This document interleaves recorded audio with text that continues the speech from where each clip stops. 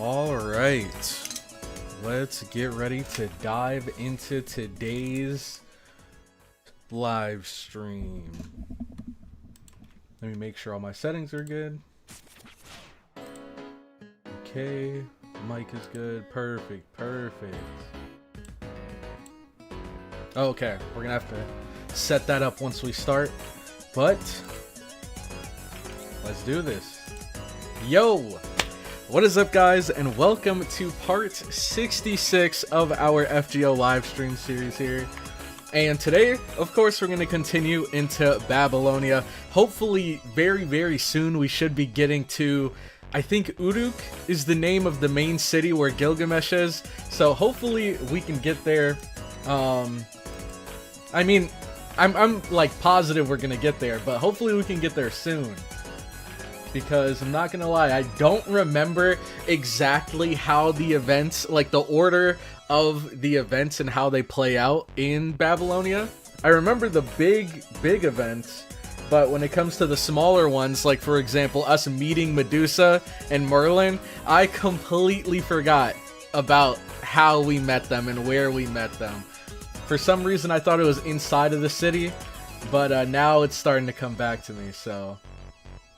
That's another thing that's really cool about replaying through the game's version of the events, because it's also a refresher for me. So that's good. How's everybody doing today, man? How's everybody doing on this Friday morning? I know, at least in the US, I don't know if it's like this everywhere, but in the US, I know a lot of people are having like a 4-day weekend. So they have what, Friday off, Saturday off, Sunday off, and Monday off. So that's cool. For me, not so fortunate, but you know, it is what it is. It is what it is. Regardless, I'm still gonna keep the streams coming. I forgot, what did I just do? Oh, okay. Looks like we got the chat working, so that's cool. Also, I keep forgetting, man. I have to remind myself. I want to try to come up with a way to make it so that the chat shows while I'm in-game. Like, well, let me actually start up the game so I can show you. But you know when I have my screen in the corner, I want to have it so that the chat pops up underneath. Now, I used to have it working like that for YouTube, but I guess they changed their API or something since then, so now I gotta find a new way to do that. And, but luckily with Twitch, you know, it's super easy, super simple, so I don't have to really, figure that out. It's really just YouTube. I lost all my St. Quartz trying to get Domon for farming reasons. Not doing that ever again. Dang. Hi, Cloudy. I'm committing crimes with my Grailed Zenobia. Hey, what better character to use than Zenobia? I absolutely love her. Definitely one of my favorite characters, appearance-wise, and when it comes to like the visuals of her moves and stuff. I think she's awesome. And her kit's pretty solid too. I really just need to get a better idea of how I can take advantage of her kit and, you know, use her to her full potential. Let's see. And then let me turn off streamer mode. Okay. And also, I don't know if you're in the stream right now, but Dude Echo, happy birthday. I did see that in the Discord. So, happy birthday to you. I hope you have a great rest of your day. Hope you have some cool stuff planned. That guy, welcome. Also, where is it? I saw this comment earlier. Radio Sound KFP radio player. Thank you so much, man. I really appreciate the comment. With this rate, he might finish 1.5 before the end of the year. Going strong, Cloudy.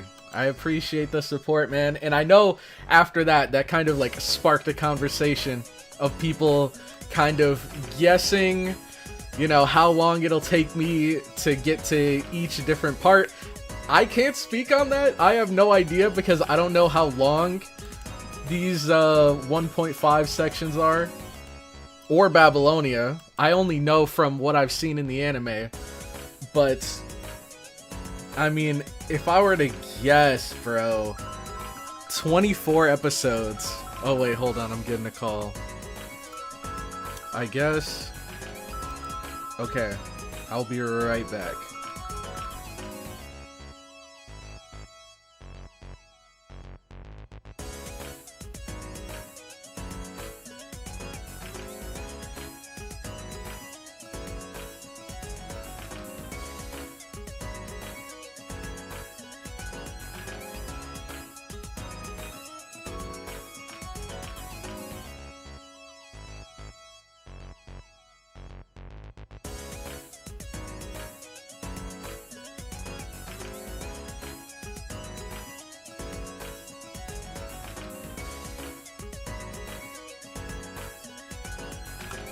Okay. Boom. And the game started. Perfect timing. Perfect timing. Oh, okay. This is one of the things I was going to ask because as you guys remember, last stream we ended pretty abruptly. So, I ended up just closing the game, and I was going to ask if I would be able to just jump right in from where I left off, since I just like shut it down immediately, and it looks like we can. So hold on, I just gotta set a quick alarm. So I was just notified that I have to run somewhere in about an hour, like in exactly an hour. So I'm gonna set an alarm, then I'm gonna run over there. It should only be like 10 minutes, 10-15 minutes. So I'll leave the stream going when I do head out, but I will be right back. Shouldn't be a long departure. Let's see. Okay, we can also change the music too, because I know some of you guys, this song is like imprinted in your brain. You can't escape it. Let me open a volume mixer.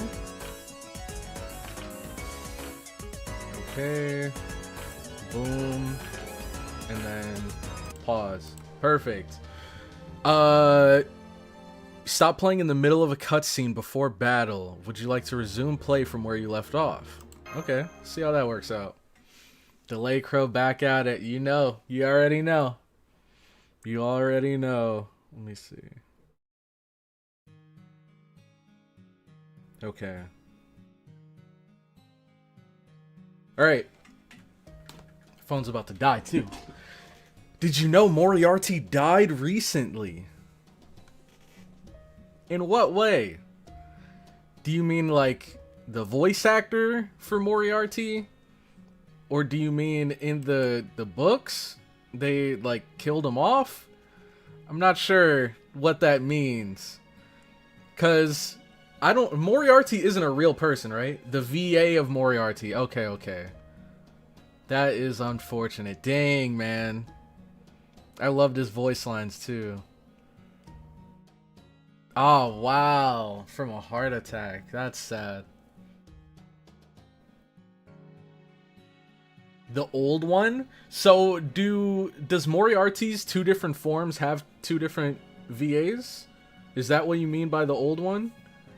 Or do you mean he used to have a different VA or something? I don't know. Seraph is also a part of 1.5 technically. Also, word of warning for people reading out loud, Solomon is an endurance challenge. It should jump you right where you ended. Okay, perfect, perfect. Okay, so afterward, he served as King Arthur's court mage and advisor and appeared in many tales. But due to his womanizing habits, he was driven from Britain and eventually ended up in the Utopia of Avalon. After repenting his wicked ways, his sins, he was imprisoned in a tower there, a tower he built himself. He punished himself by watching over the world in the cramped tower, never dying.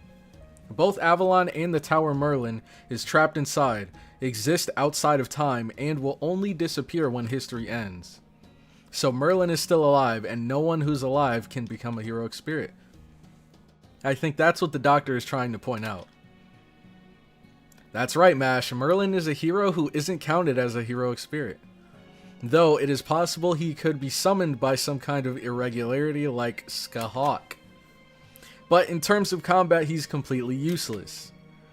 All casters with the potential to be a grand caster are powerful clairvoyants. Solomon's eyes, for instance, can see the past and future. And then I know Merlin can see the present, right? So let me reread this.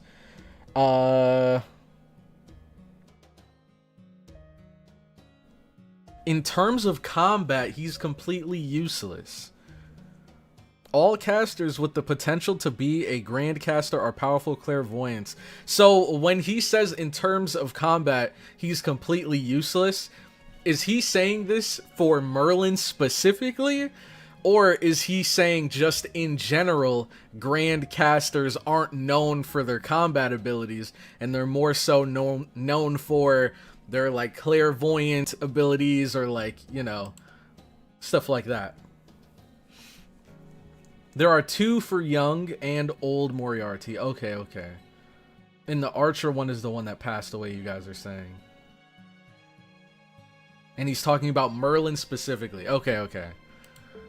Yeah, it was just, I had to ask, because they say in terms of combat he's completely useless, and then they immediately follow it up by speaking about grand casters in general, and I had to rewind that for a second, but I see what you're saying.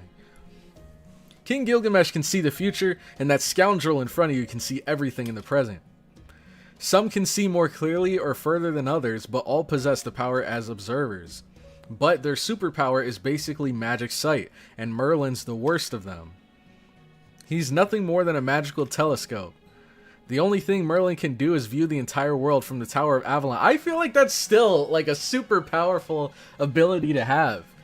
Like, yeah, he can't see into the future or the past, but being able to see anywhere in the present is actually, I feel, it could be super useful for so many different situations. You know, somebody commits a crime and they're on the run, you can see exactly where they are right now in this instance, so you can cut them off. So it's good for keeping track of where people are currently. I feel like there's so many uses for it. Okay, did we read this? Yeah, okay. In the modern world, it'd be like having the power to look into any computer network. Oh. That's amazing. Hey, excuse me while I butt in. I'm busy proving CloudyCrow's existence, so I don't get many chances to talk this time around. But since Roman's frozen stiff, I have some questions for Merlin. First, thank you. You've secretly provided us with magical energy resources, haven't you? The incineration of humanity destroyed the world, but Avalon, where you are, is still standing. So you've been using a replenishing method similar to the ray shift to kindle Chaldea's reactor. Oh, snap! Was this revealed in the anime? I don't remember this. Wow.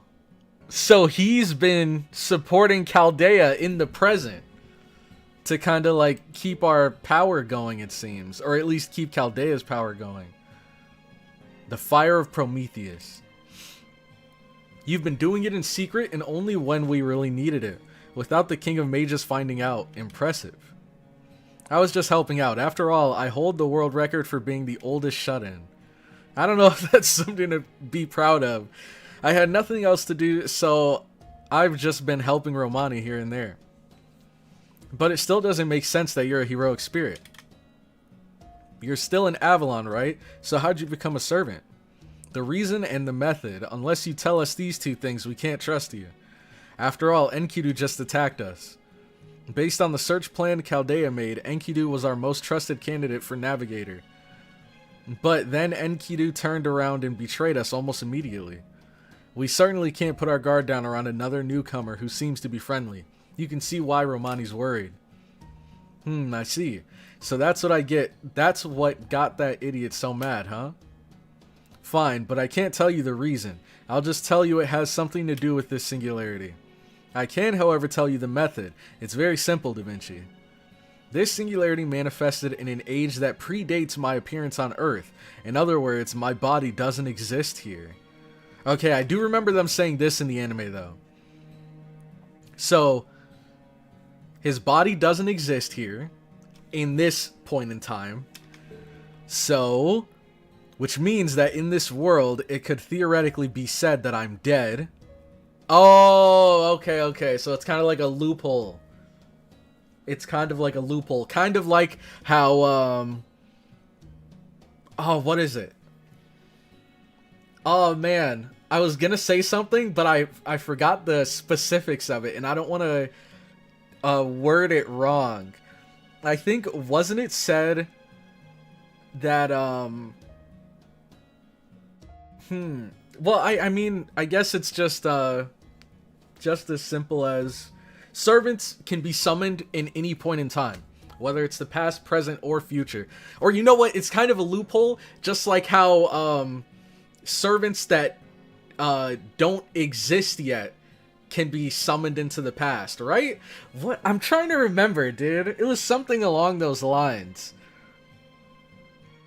We found out that servants that don't exist yet can be summoned into the present. Yeah, that's what it was.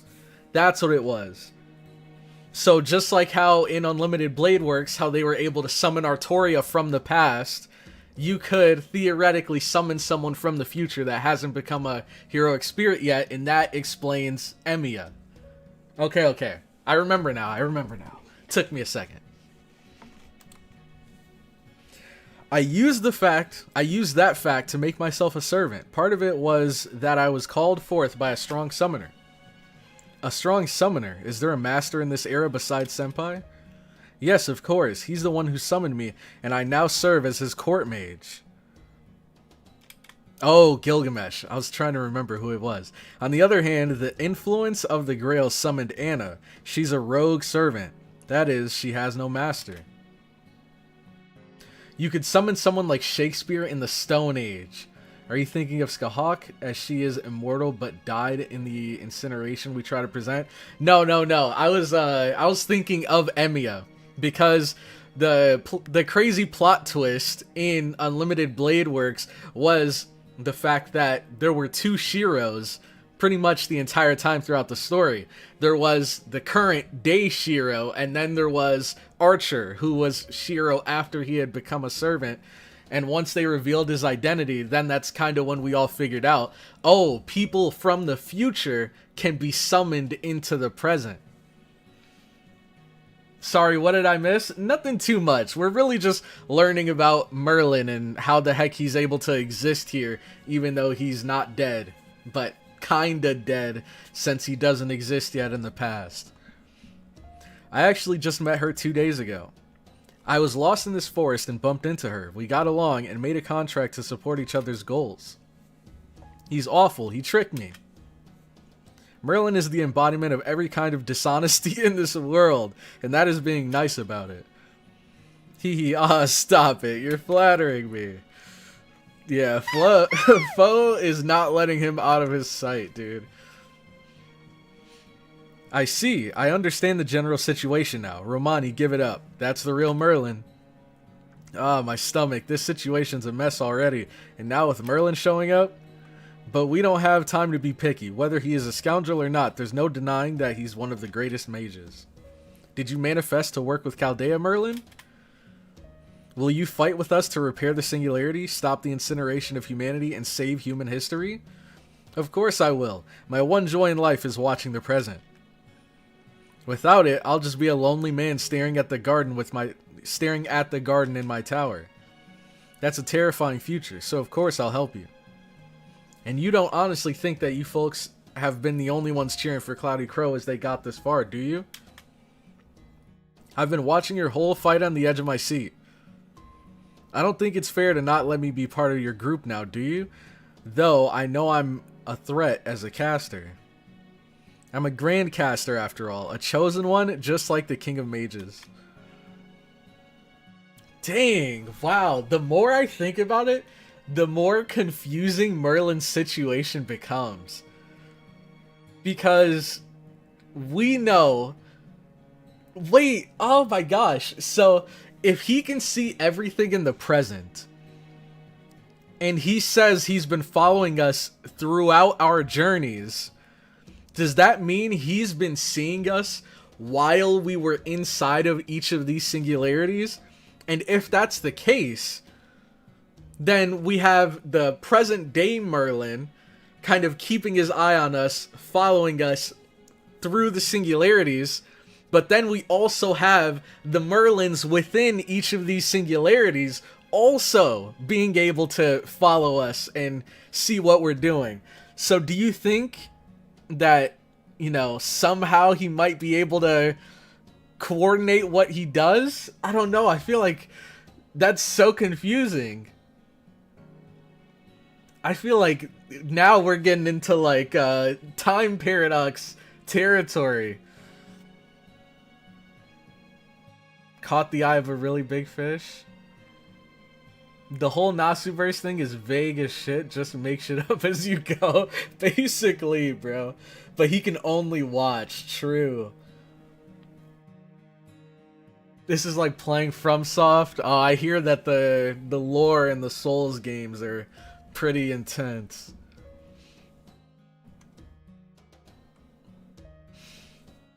Until he didn't that one time in America. What time are you referring to? Because that sounds vaguely familiar. As you will learn, it is even more complicated because he is distorting the truth about how he was summoned. This sounds like Merlin was watching an anime from different episodes. Yeah, but it gets weird because we know that Merlin, behind the scenes, was a big contributor in the Camelot singularity, because he was the one that kind of set Betty Veer off on his journey. So then, but I guess, like you guys said, he can only watch. That's just so weird to think about. So technically there's the real Merlin that can follow us through all of the singularities, at least visually. And then each singularity has another fake Merlin that also could have been watching us as well. That's so weird to think about. Singularities aren't time travel? Yeah, they're kind of like their own little, like, pockets. I guess, I don't even know what to call them. They're, like, separate from, like, time and space. They're their own contained little universes, right? He watches the present, but the present is only when he exists. Every singularity? Yeah, isn't that what he just said? Well, I mean, obviously not this one, because this one's in the past before he existed. But, okay, I'll try to explain and see if this makes any sense. So, Merlin can see anywhere in the present. So if he were... theoretically, he could see me in my house right now. He could see who's on top of the Eiffel Tower right now. All from his tower. So, the current, like, present... how do I explain it? The Merlin that exists in Chaldea's time period, with where Romani is, where Da Vinci is, that Merlin has been watching us as we went into each of these singularities.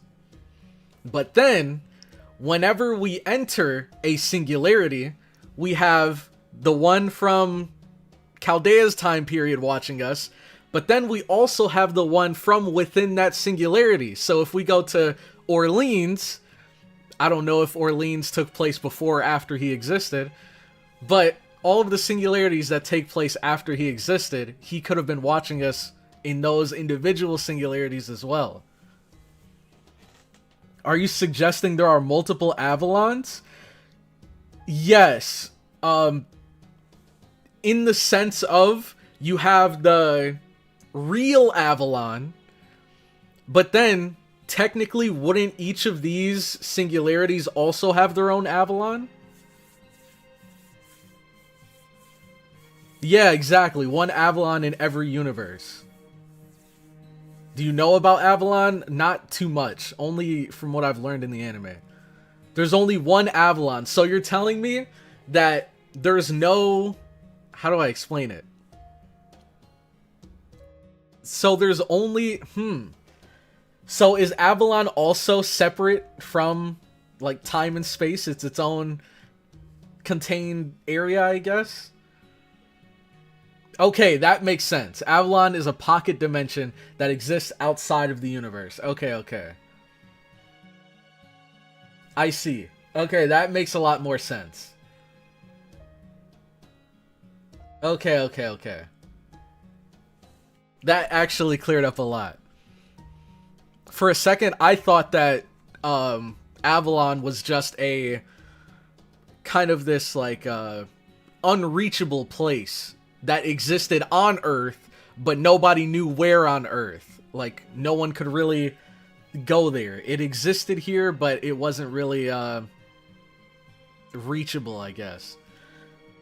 And if that was the case, then, oh, wouldn't there be one in every singularity? But I see what you're saying. There's one Avalon that exists outside of the Earth and the singularities and everything. And that's where he's watching us from. Okay. Alright, continue. All of the other servants, especially the casters, are going to get jealous of me. In the end, they'll realize they can't beat me and get shuffled off to the backup group. Caster. Ahem, sorry, seems like I talk too much. Maybe it's punishment for not listening to Anna's warning. A group of enemies is incoming. This is, however, a great chance to say something I've always wanted to say. Everyone, be careful. Oh my god, no way. This man. You're telling me he's always wanted to say Wyvern's incoming. And of course, even in this singularity, they gotta add Wyverns. We just can't get away from them. Well, Romani, sounded just like you, didn't it? Give me a score. Haha, yeah, that was just like me. You get a 10 out of 10. Okay, CloudyCrow, do me a favor. When he's distracted during battle, punch him in the face for me. I love this. Do you know about Grand Servants? Not necessarily. I don't really know too much about Grand Servants. All I know is that they're incredibly OP. And I think Gramps is a Grand Servant. But he's the only one I know. And then I've heard people say that Merlin's a candidate for being a Grand. But I don't even know how the, like, candidacy for becoming a Grand works. I don't know what Grands are.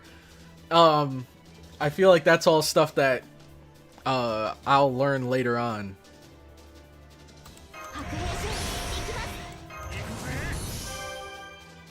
Okay, what? So he has this. 50%. Okay, okay. He should be able to take these guys out easy. Maybe get some stars real quick. That's pretty much all you need to know about them right now anyway. Yeah, I feel like that's like some later lore.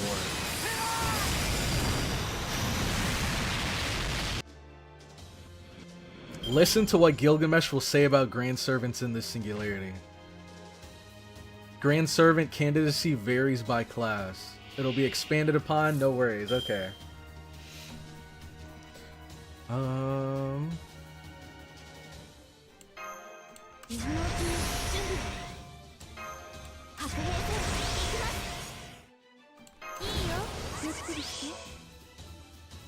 Ooh, I like this. And we have Merlin.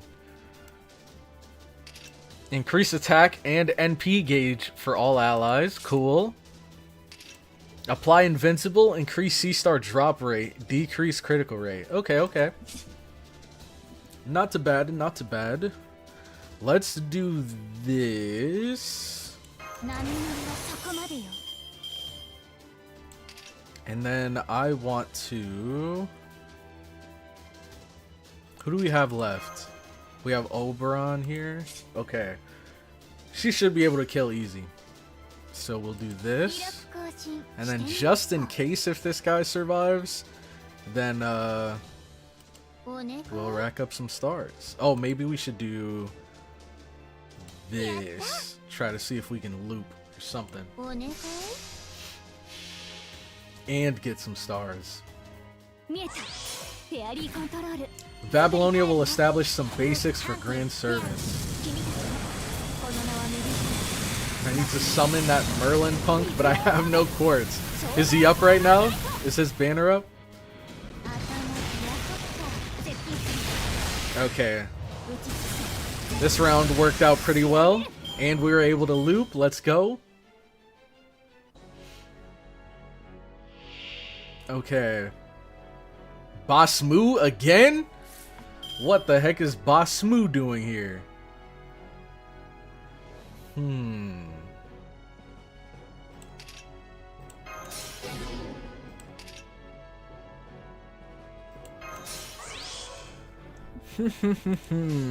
Maybe we'll go boom. Dang, everybody's resisted. Alright, we'll just take this as like a free turn.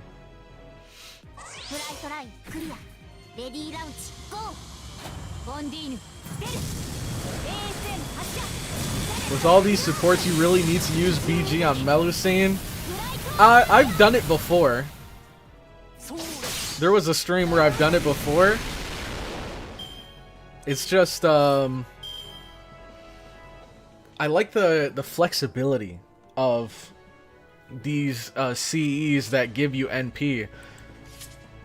But, what was I gonna say? With the Black Grail, I feel like, although it is good on Melusine, I feel like there aren't too many enemies, at least when it comes to the, like, mob waves. I feel like there's not too many that really need Black Grail to take down. So I'd rather put the Black Grail on a single target that can just nuke bosses, because she already does a lot of damage without one, and we haven't even used this skill yet, which we could now.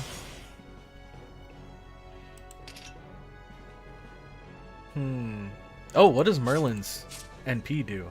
Restore HP each turn, increase NP gauge for all allies, gain C stars each turn. That's actually really cool.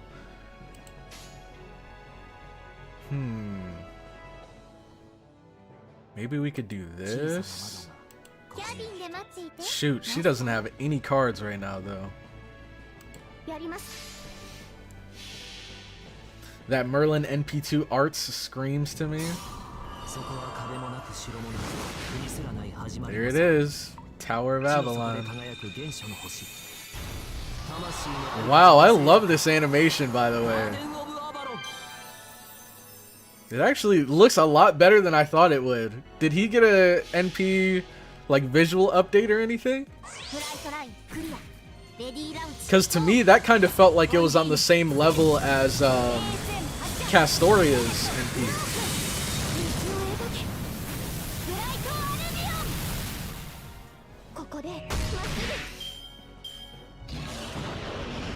I hate this attack animation so much. It's so dumb. He just slams his hand, blows up my whole team 3 times in a row. Okay. Now, I mean, she should be able to just take him out.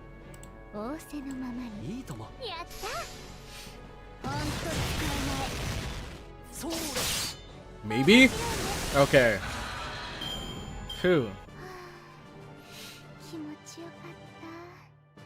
He got one like 4 years ago. Oh, but then again, Castoria came out like 4 years ago, so I guess it makes sense.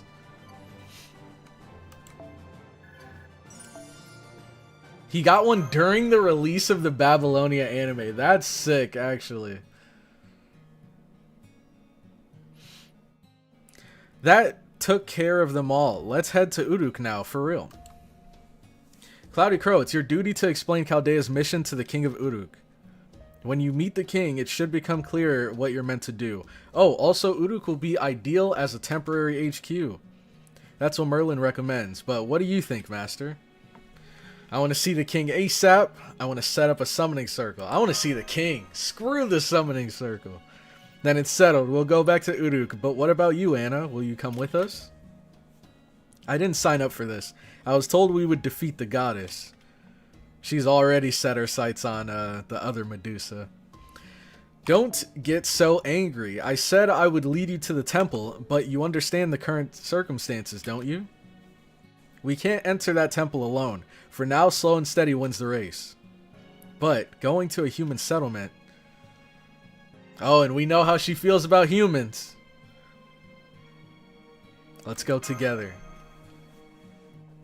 There's no need to shake on it, and no need to be so polite. Just keep away from me. Dang. Alright, fine. For now, I'll leave the forest. I have a feeling Anna isn't actually so difficult. I love the character development they gave Anna in the anime. You will get rejected, Cloudy? Wait, by who? What are we talking about?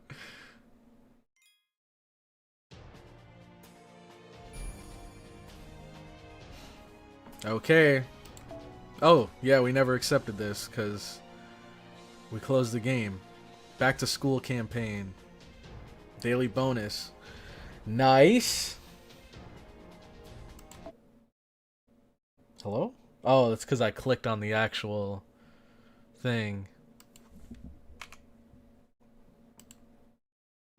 Okay, swap over to here. Okay. Whoa! Oh, it's just showing you everything you get total. Okay.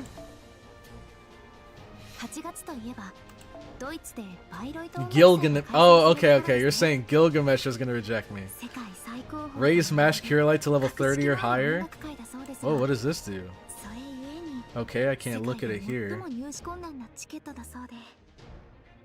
Dang, this back to school campaign. Make one new friend follower. Who hasn't been added? Who has not been added? I gotta add one friend. If you're not on the friends list, put your code in the chat so I can add someone real quick. This is an easy quartz. Whoa, hold on, there's more. We need 3. We need 3 people. Are there 3 people that are not in the friends list that are currently watching the stream? Okay, I want to see what this does. Bloom in Spring. It's 4-star. Oh, Master XP. Nothing special. Exy, yo, what a legend. Exy in the chat. I need 3 friends stat. This is like kind of streamer privilege.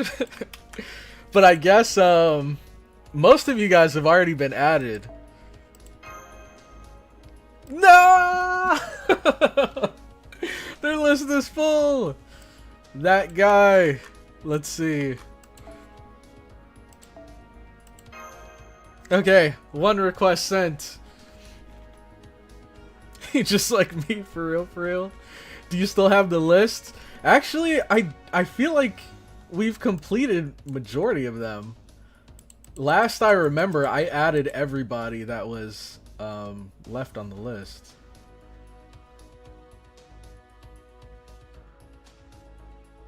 I don't see any codes around here. Yo, Acreos.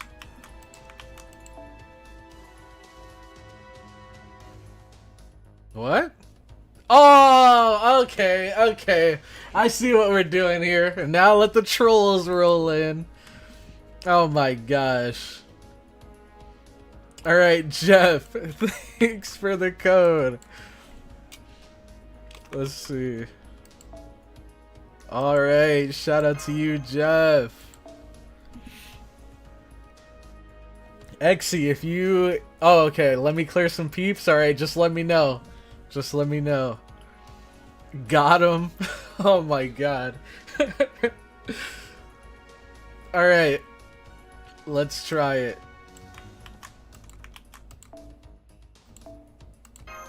Alright, perfect. Perfect. That's 3 so far, right? I think that's 3. Blind Crow. Good thing it's right on the screen. I know, I wasn't even paying attention to it. Oh my god. Could you accept my friend request? Yes, I can. I can check and see if you're in the... Oh, I could have just added... Well, I don't even know. Are these guys even active? I feel like these were sent so long ago. But yeah, if you're in here, I can add you. Is your name just Morcamello? Okay, I don't see it here, but if you have the code, I can add you right now. I gotta check and see. I feel like I put some codes in one of these tabs. Okay, I have some here. Nope. Okay, that's the wrong button. Okay, that's also the wrong button. Okay.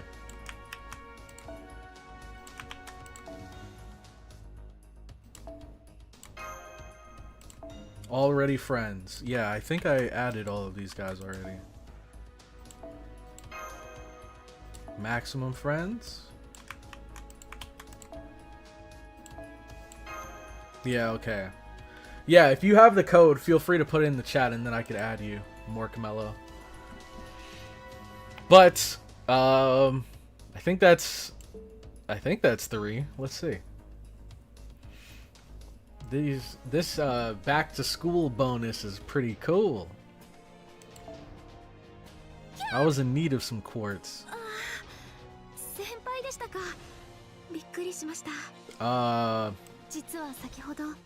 Did it not work? I'm confused. Make one new friend follower. Let's see.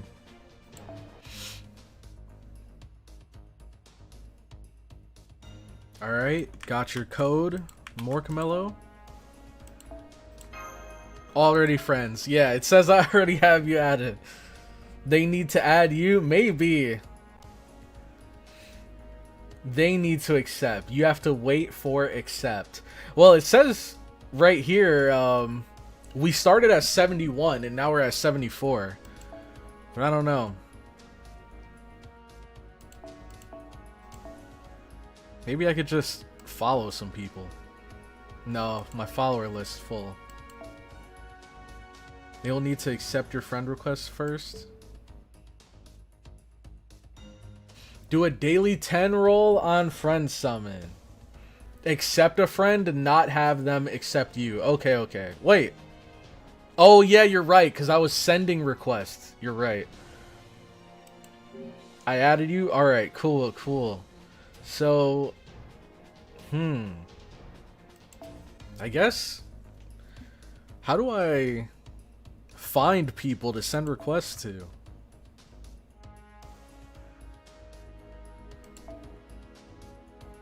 There's no tab you can go to just... Most anime, you know, they have like random people from all over that you can just add, but I guess this game doesn't have that? Maybe I have to wait for the friend support. Also, Blue Apple's true. I gotta remember that. You said a 10 pull on the friend summon. For why? I could, though. Why do I keep clicking this?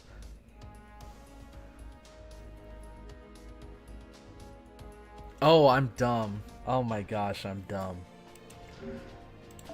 I'm looping! I'm brain looping, dude! What is going on? Okay, so I can just accept people here. Alright, 1, 2, 3. Boom. Okay. Oh, good lord. Oh, there's a quest for 10 roll on friend points. Okay. Let's do it. Okay, I did it. We're good. Don't worry, guys. We're good. Alright, do the 10 friend summon. Okay. Nice. Fumbling is the content. Oh, man. Alright, now we got some here. Cool. Alright, let's see some of these other ones. Ember Gathering, Training Grounds. 3 Ember Gatherings. 6. Level one of these guys to 10, to 40. Complete all missions. Okay. It's not too bad. It's too early for this? You're right, you're right. It is too early. Okay. So here we have... a rider and a lancer. When in doubt, just zerk it out. Let's get an AoE berserker though. I really want to go with the is it Ibuki Doji or Ibaraki Doji? I always mix those two. There she is, Ibuki Doji. I like using her with Jalter.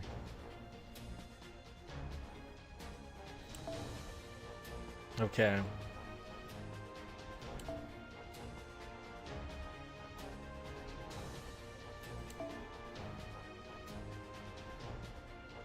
Let's see, would we be able to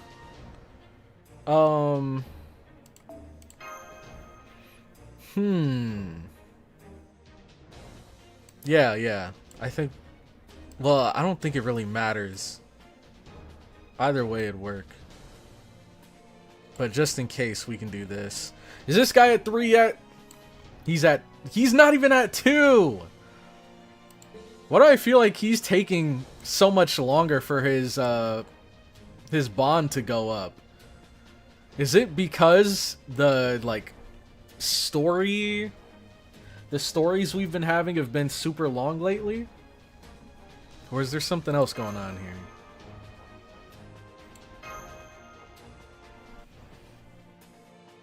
Quick CE on an art servant is crazy. Quick, oh, are you talking about the Ibuki Doji? Probably because Hans is a bit of a snob. Okay. We've been marching for an entire day. You must be tired, CloudyCrow. But we're almost there. Just hang in there a little longer. That area is easy to observe. We can finally have a proper operation. Just a little bit more. One more day and you should arrive at what I believe is the city of Uruk. It's easy to observe this area because it's close to the former Mesopotamian world. The only safe place in the area around Uruk, where the king is going strong and maintaining an environment livable for humans. Northern Mesopotamia has become a kingdom of demonic beasts, while the south has become a mysterious jungle that no one returns from. For humans who survived attacks by demonic beasts... Oh, getting a call. Hold on.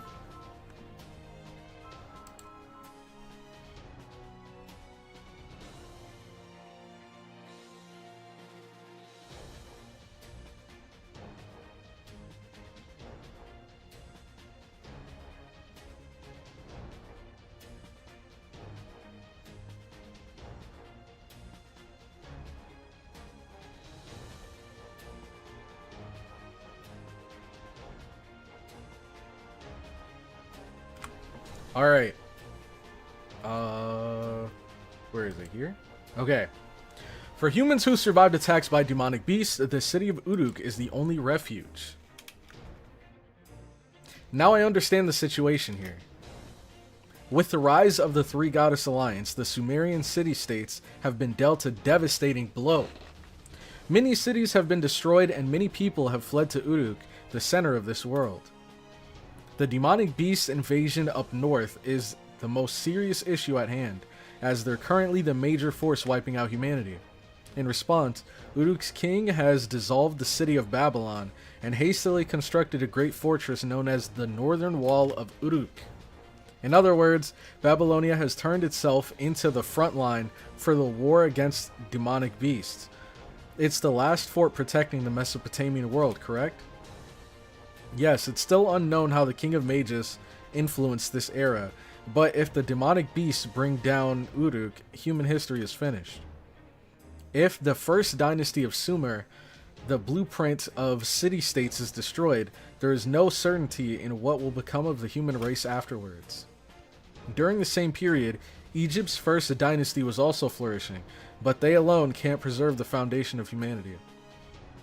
Therefore, there are two things you need to do. First, search for the Holy Grail of the King of Mages. Search for the Holy Grail the King of Mages sent to this era, and retrieve it. That should give us an idea about his plot. Next, take down the Three Goddess Alliance if possible, although that fight should belong to the people of this era. If we do nothing, the foundation of humanity can't be restored. This task is beyond our abilities, but it is what we must do. What do we know about the Alliance? Not much. Out of the three goddesses, I only know the true name for one. There's the goddess controlling all demonic beasts up north, the goddess residing in jungles in the south. Then there's the soaring goddess who has no fixed residence. What? Goddess residing in the jungles in the south. Then there's the soaring goddess who has no fixed residence.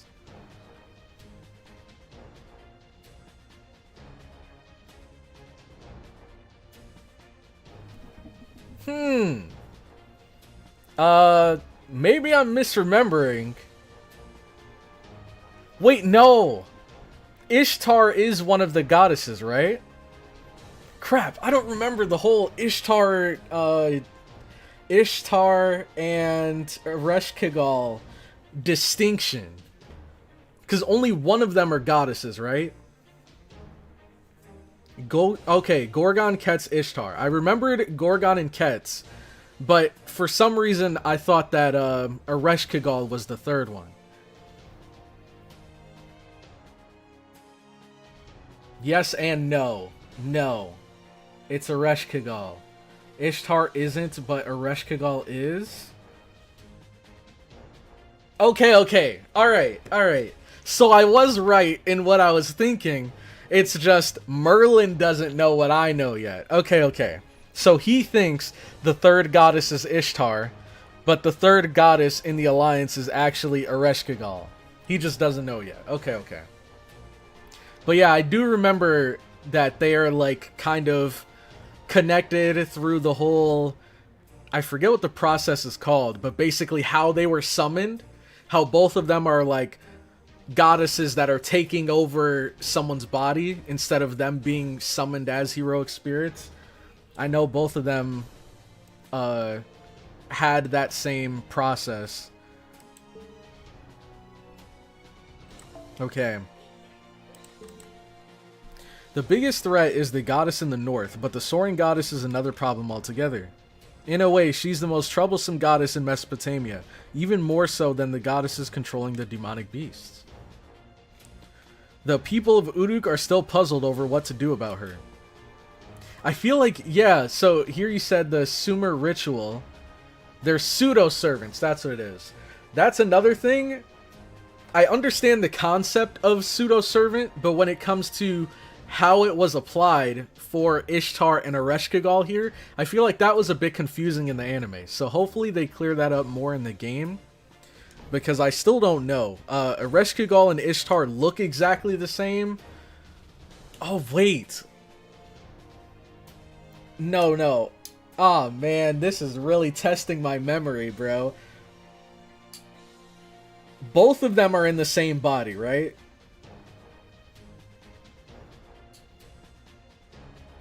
I think that's what I remember. I know that was a theory that I had, where both of them were in the same body, and whenever it's night, then Ereshkigal would appear, or something like that. But I don't remember if that theory was actually true or not. They look the same because they share the same vessel. Okay, I understand that. So it's Merlin's fault we assumed Ishtar was the goddess of the alliance, and the worst is that Ishtar went with it and never denied it. Wait, you're actually onto something. What the heck? She didn't deny it at all. Also, Rin Sakura parallels. Yeah, I remember hearing about that. I still don't know. Now, that is something that I actually don't think has been explained in the anime. Why the girl that was used as the pseudo-servant here looks so much like Rin. I don't think that was explained. I don't know if she's like an ancestor of Rin or what. I think I remember a viewer telling me the answer a while back, but I don't remember. Merlin, is King Gilgamesh really the one ruling over Uruk now? Just kind of wish that Sakura was Ereshkigal's vessel. That would be cool. That actually would be cool. For like Unlimited Blade Works fans. If Ereshkigal was within Sakura and Ishtar was in Rin, that would be cool. Yes, it is indeed King Gilgamesh. Oh. Hold on. I actually gotta move my alarm back a bit. We have like 30 more minutes. So let me change this.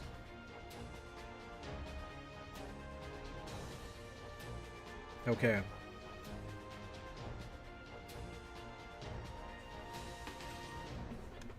That was explained, I think. Was it? The connection between the vessel and Rin? That was explained in the anime?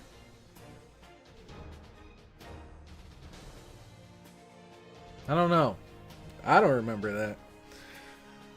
It is indeed King Gilgamesh, the most tyrannical of all ancient kings. And that's the Gilgamesh we think we're getting. He severed his ties with the gods because of their arrogance. The most beautiful women and treasures are his to own. The most irrational and unreasonable king who would just as readily kill his followers as his enemies. Ooh, see? But this image he has of Gilgamesh in his head is actually quite different from the Gilgamesh we're about to see.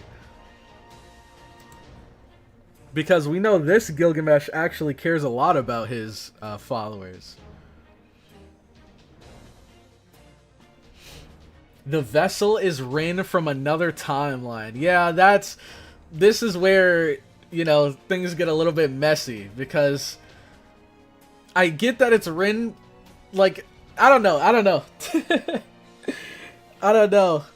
But, okay, that hasn't been explained in the anime though, right? The fact that it's Rin from another timeline?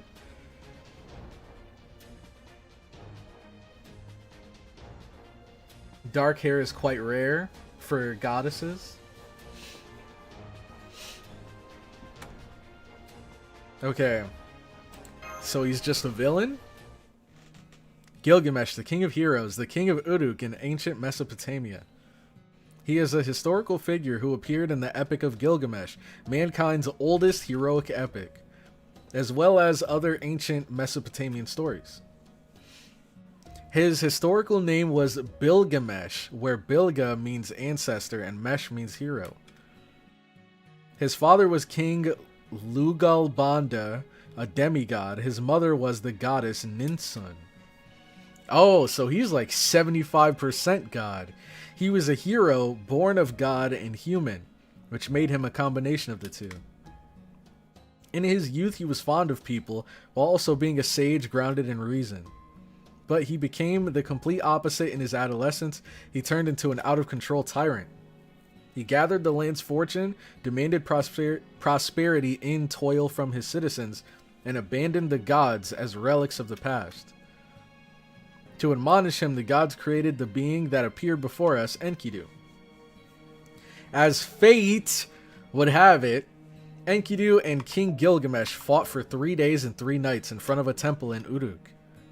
The battle was a draw. Afterwards, King Gilgamesh recognized Enkidu as his only friend.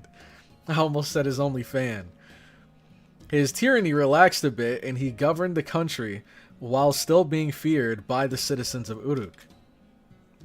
However,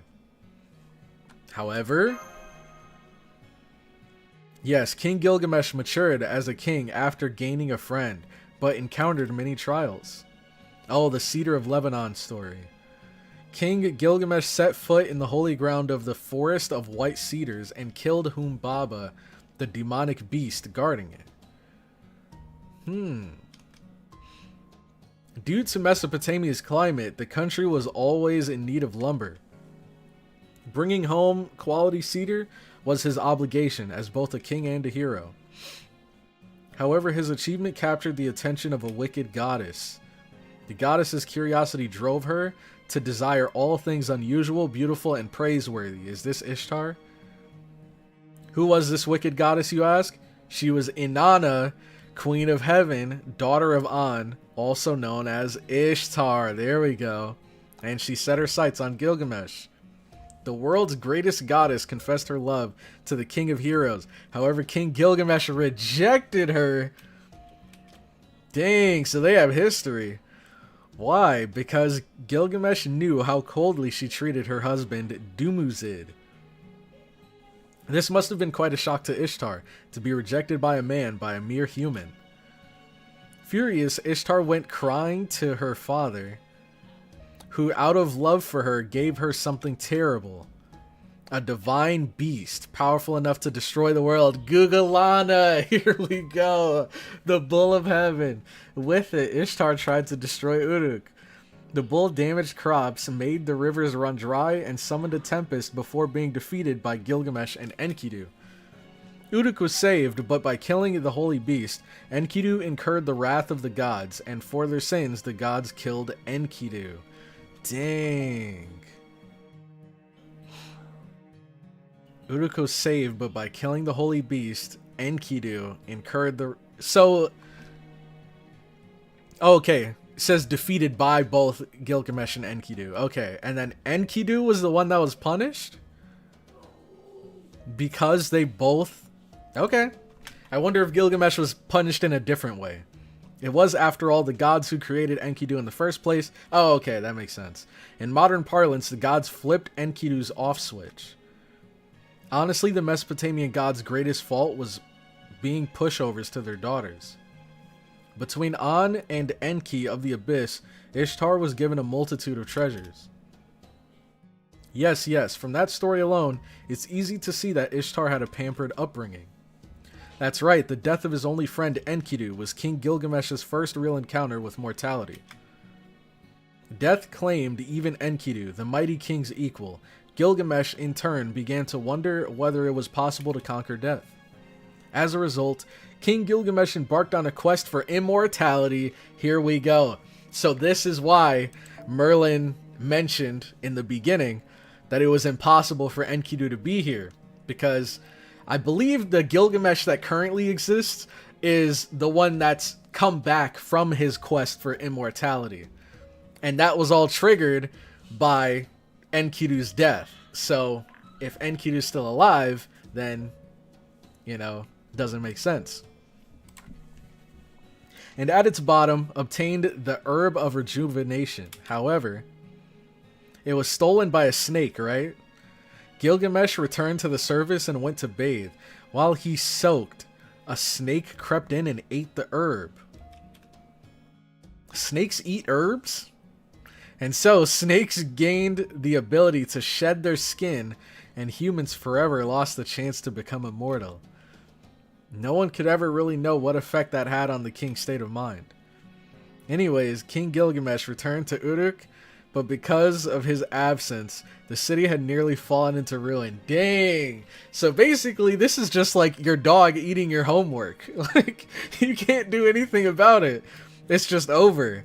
And he gathered this orb of rejuvenation that just got eaten by a snake. And it's like, well, I went on this long, treacherous journey for nothing. That, honestly, I wouldn't be surprised if that did lead to Gilgamesh just becoming a generational crash out after that. By the way, this is why the fossil of the first shed snake skin was Gilgamesh's catalyst in Fate Zero. I do remember that. Holy crap.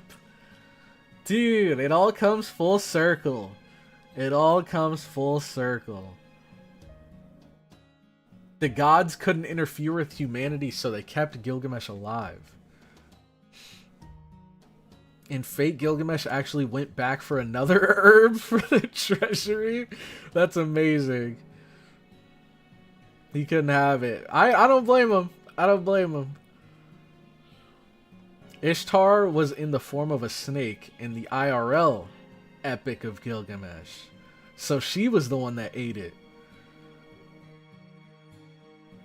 That snake skin is what Tokiomi used to summon Gil. I do remember that now that you mention it. He got folded by nature. True. Anyway, King Gilgamesh returned to Uruk, but because of his absence, the king had nearly fallen into ruin. Reflecting on his own selfishness, he decided to try and restore Uruk. Oh, wait. Hold on. Because this might lead to a interesting question I might have. Reflecting on his own selfishness, he decided to try and restore Uruk.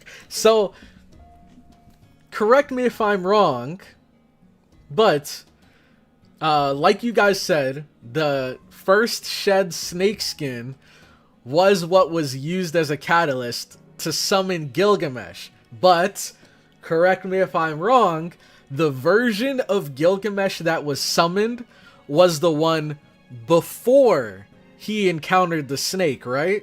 Because that's when he was like young and prideful and arrogant.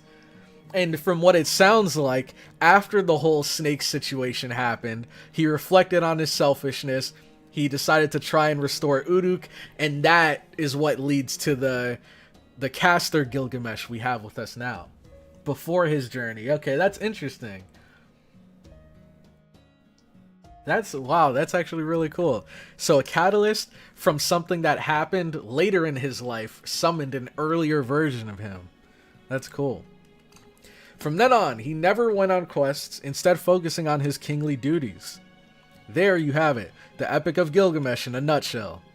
The epic was set down in poetry, so we can only imagine what the truth may have been. Did he really seek out the magical herb because he feared death, or was it because he loathed death? I think it would be interesting to ask the man himself. Oh, but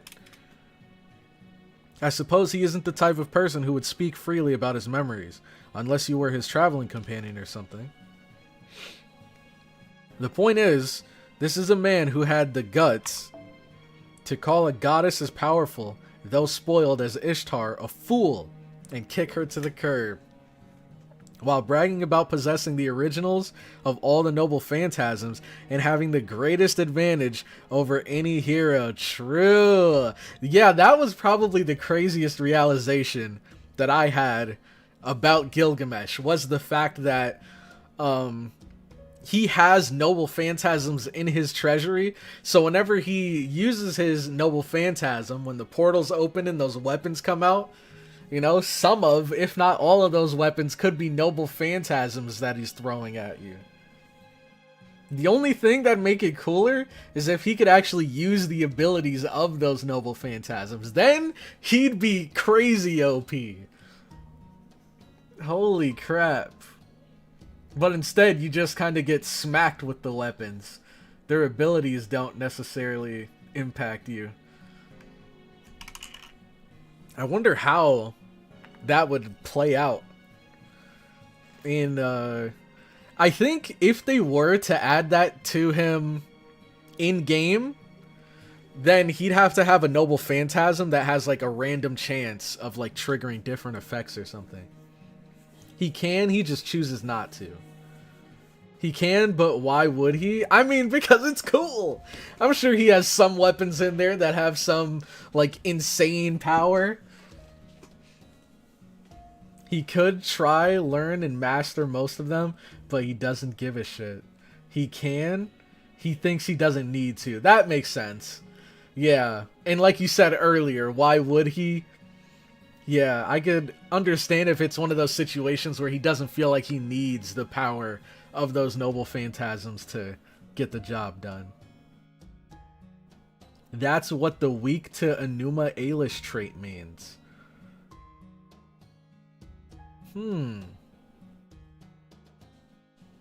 Why learn all that when you're the best after all? True.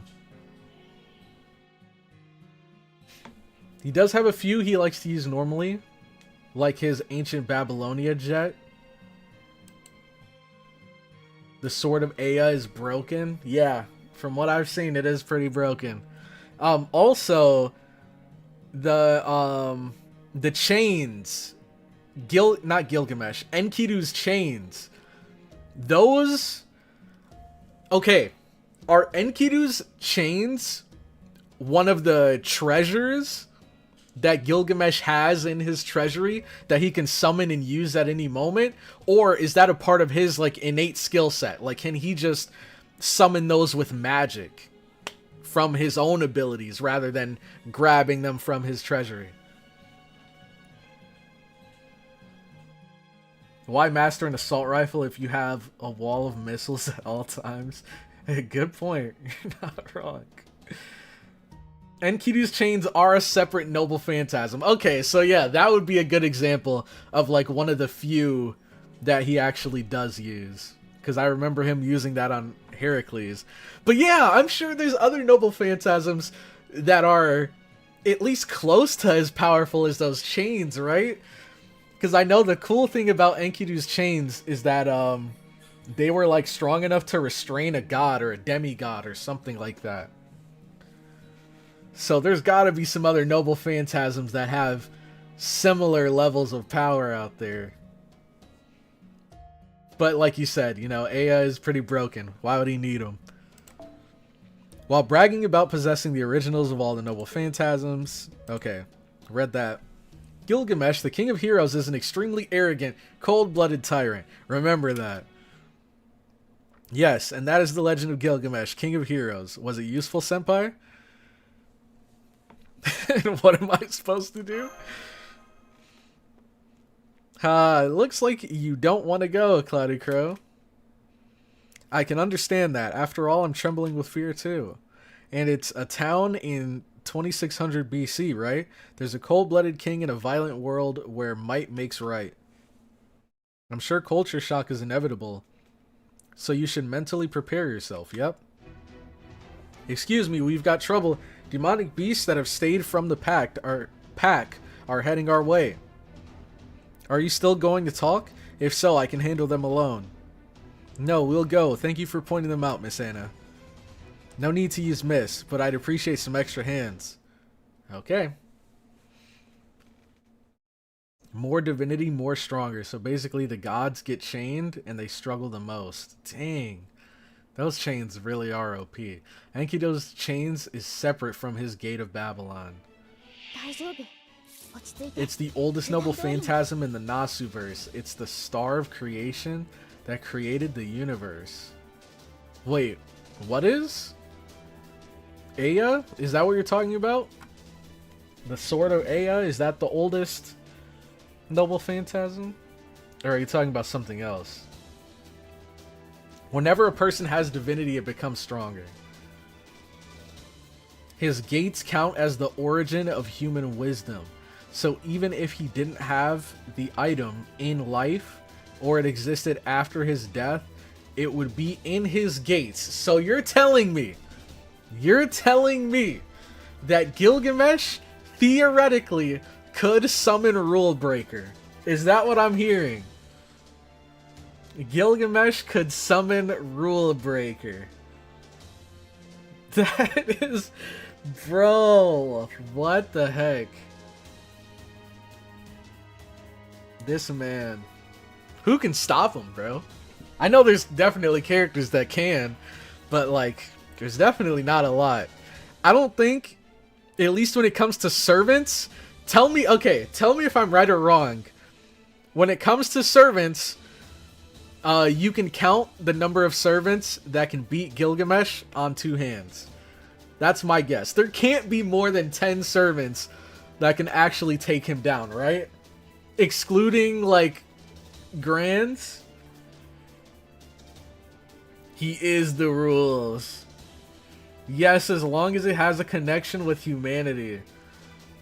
He's a rule breaker. Wow, that's cool. Chat, how do we tell him? Oh no. More than 10? Wow.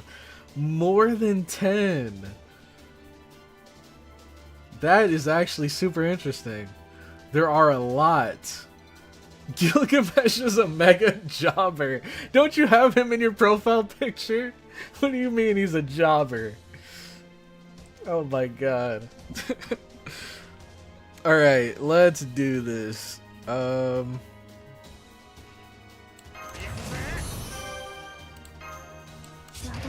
Okay.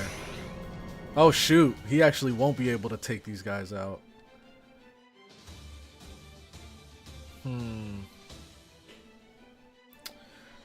That is a little tricky.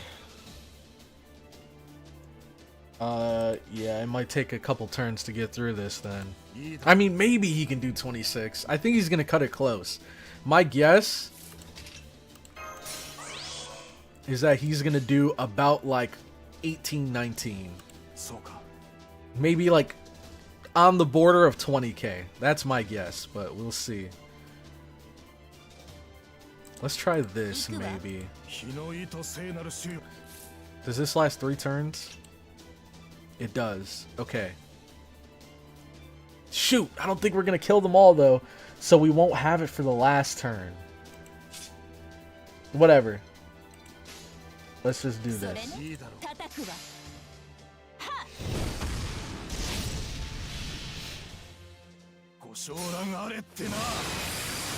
gotta remember, Gilgamesh has to keep his massive ego in check to win. He got his ass beat by Shiro Emiya of all people. Oh yeah, true. Wow, dude. Oh my god. I guess we are Berserker. Well, that was scary. Oh, but this is kind of cool.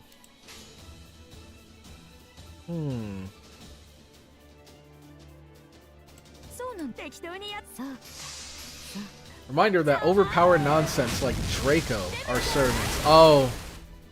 Good point, good point.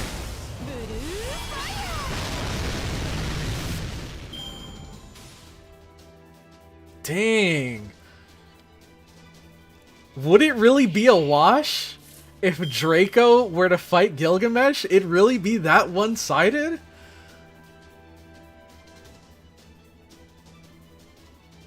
He's just a servant, gets folded by other entities, including humans. He literally can see the future and know everything about a servant, but he just decides not to use it? Alright, we're dealing with this kind of character. Has OP skills and abilities, but decides not to use it. Oh, and then I see what you mean when you say his ego is his biggest downfall.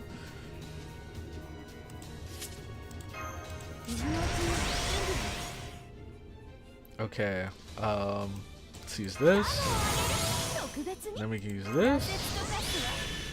So this should definitely kill. No question about it.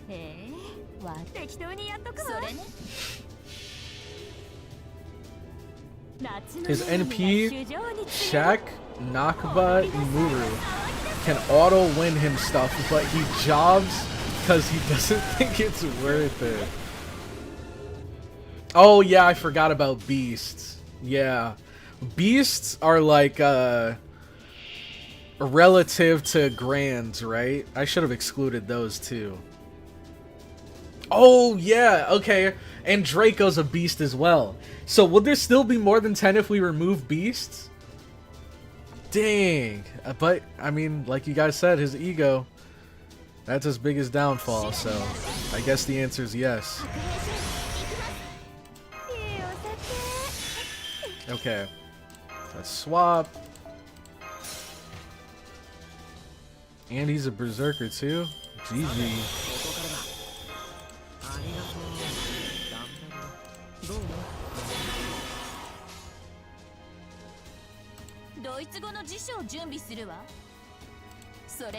Okay.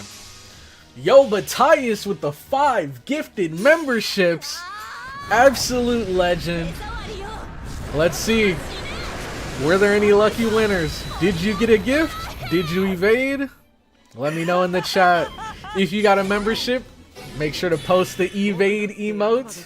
And if you didn't, you gotta evade some other way. Whether you're running out of here, jogging out of here, skateboarding out of here. I'm sure you guys will come up with something. Oh wow, they weren't even on my friends list. Let's see. So, the lucky winners were none other than Rory, a frequent member of the stream. ORT, I see the Fate profile picture, but maybe they lurk in the streams. And they haven't spoken much.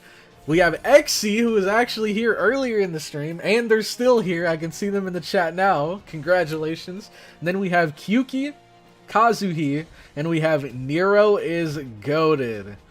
Dang, great to see. A lot of Fate fans. Some frequent viewers as well got some memberships. So again, if you got a membership, make sure to thank Matthias for the membership. And again, thank you so much, Matthias, for sending those 5 gifteds out. And also, don't forget, I get some free memberships I can hand out every month. So, next live stream, there's going to be 10 more lucky winners.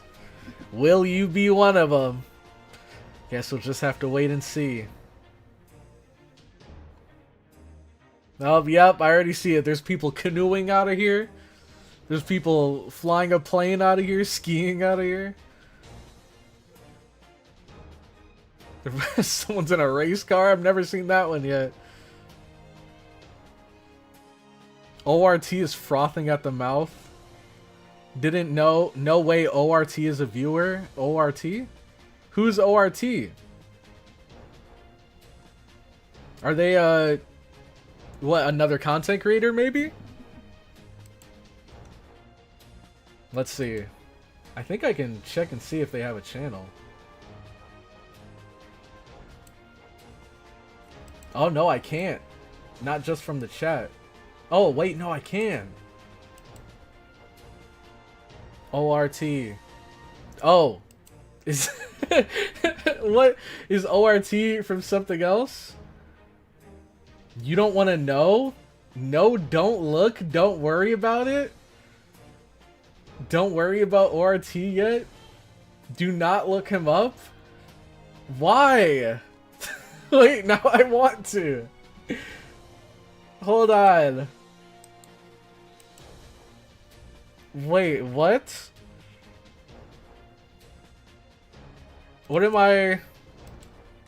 Am I missing something here? It's a content creator who does servant mukbangs. Don't worry about it. Oh, okay. So I don't think this is the actual content creator. Spoilers? Spoilers? Okay. ORT is everywhere in the Nasuverse. Stuff you have watched contains references. It's a Nasuverse character. Okay, okay. Oh!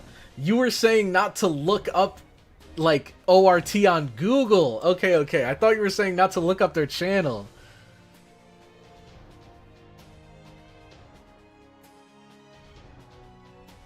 Let's see. Like Strange Fake and Zelrect mentioning the spider. The spider, huh? Okay. Let's continue. Actually, we only have like 3 minutes till I have to head out. But I guess we could start the stream. We could build a team at least. No battles. Oh, so we can't build a team. It's just lore. Oh, man. Okay. So I hear from many of you guys that Babylonia is pretty long. And again, I don't mind long singularities just as long as they keep it interesting. They keep me reeled in. They keep me intrigued. I feel like that was one of the big downfalls of London, is the fact that it was a lot of yapping and a lot of lore that was too complicated for me to understand, either because it's talking about like very complicated concepts or because it's referencing stuff that I'll learn more about later. Because I know a lot of you guys were saying like, oh, pay attention, remember this, you're gonna need to know this later on. But I feel like this last section was a good example of them, of like the section being really long, but it's fine because we learned the story of Gilgamesh. We learned about the Epic of Gilgamesh and his connection to Ishtar and Enkidu. So that was definitely worth it for sure. Non-battle nodes, one of the greatest quality of lives ever. I feel like I can kind of agree, but kind of disagree at the same time.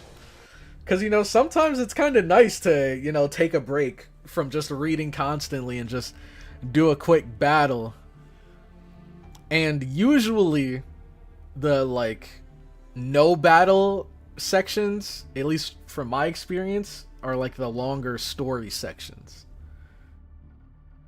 But I guess, you know, it is a good thing that they're not just, oh, wyverns! And then you gotta fight some random wyverns that just appeared out of thin air. London moment. Babylonia's good. Okay.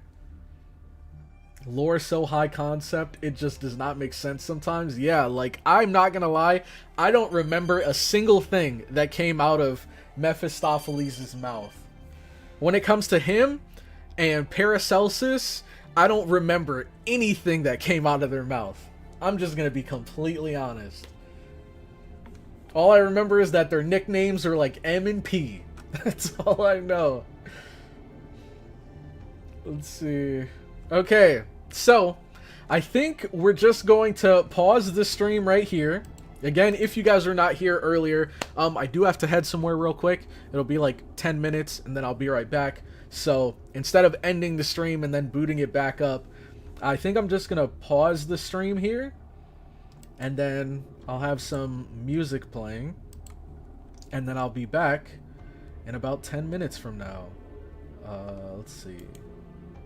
Right here. Okay. And let's mute this. And then let's see. Do I still have the... Okay. So I'll put a time on. Right now it's... Let's see.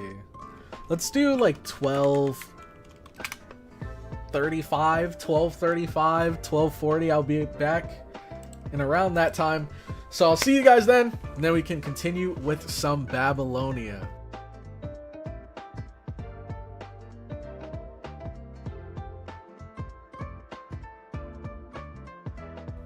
I still need to get a gif of that, the dancing Altera. I know exactly what you're talking about too, but I gotta find the gif somewhere. If one of you guys have it and you want to send it on Discord, feel free, and I'll make sure to add it for next stream.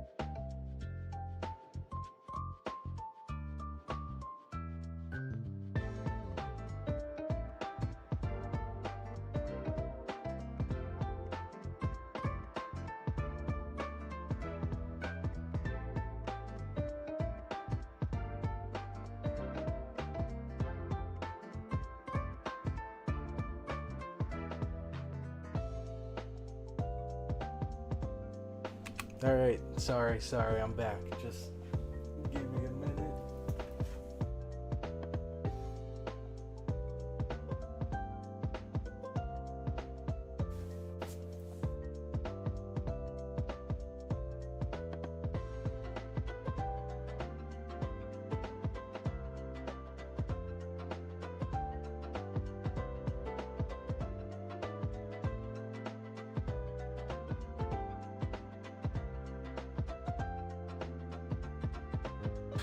Okay. Alright, let's swap over.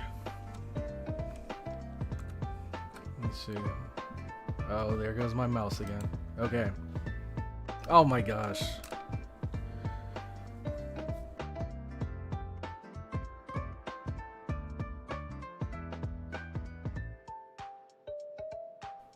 Okay. Ooh, I'm back. Sorry. I accidentally ate my neighbor's car.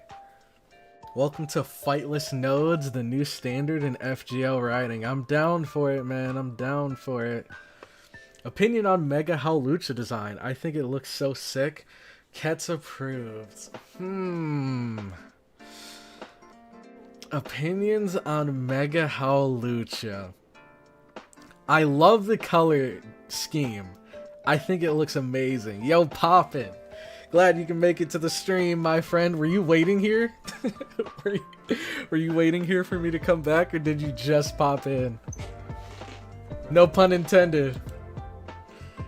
Poppin' just popped in. Alright, let's swap over. Okay. My thoughts on the design. I love the colors, especially with the, like, how the gold kind of glistens. The gold and black looks really nice. I like how his eyes are all white. I think it all looks great. He looks more like a luchador, kind of like Rey Mysterio-like. But I wish they would have changed more. Because if you look at many of the other Mega designs, some of them get like massive upgrades. It's like you take the final evolution and just crank it up to the max. Like Mega Sharpedo is a great example. Just give them more spikes. Like a lot more spikes. And then Mega Camerup's another good example. But with Howlucha, I feel like... Now, there are some minor changes, obviously. I'm sure he's bigger than the regular Howlucha, but I wish they would have changed a bit more. Like, how cool would it be if he had, like, a championship belt on his waist? You know, that'd be sick. Yeah, I was waiting. Oh my gosh, I'm sorry about that. Oh man, I arrived late. Caitlin, glad you can make it. I'm glad you can make it. So, I have some potentially bad news. I was able to make it back to the stream. We will be continuing a bit more into Babylonia, but I might be having to end early, unfortunately. We might be having to end this stream earlier than usual. Usually we go on to about 2 p.m. EST. This time we might have to end it at 1:30. I'm not 100% sure yet, but if it does happen, just be ready for it. But regardless, I'm going to try to knock out as much content as I can. But yeah, last thing, Mega Howlucha's design, I think it looks sick. I just wish they would have done a little bit more. I think if he had kind of how he has like the gold glistening sort of like mask shoulder thing going on, I think it'd be cool if he had a belt that had like a giant gold glistening like championship sort of like face on it. That'd be cool. Not like an actual face, but I don't know what that part is called where it has the name and everything. That'd be sick. My thoughts on the others, I really like Mega Victory Bell. I really like it just because, one, of how unexpected it is. It's a little on the goofier side, but I like it. And its design kind of gives me the feeling that it's gonna have some kind of really cool like ability or unique like signature move or something. So I'm very much looking forward to him. Mega Dragonite, now appearance wise I was never really a big Dragonite fan to begin with, So it's not like I was dying for a new Mega Dragonite. We got him, and it's just, I feel indifferent towards it. I don't like it, I don't dislike it. It's just kind of meh to me. I know there's a lot of Dragonite fans that are disappointed. Some people like it. Let's see.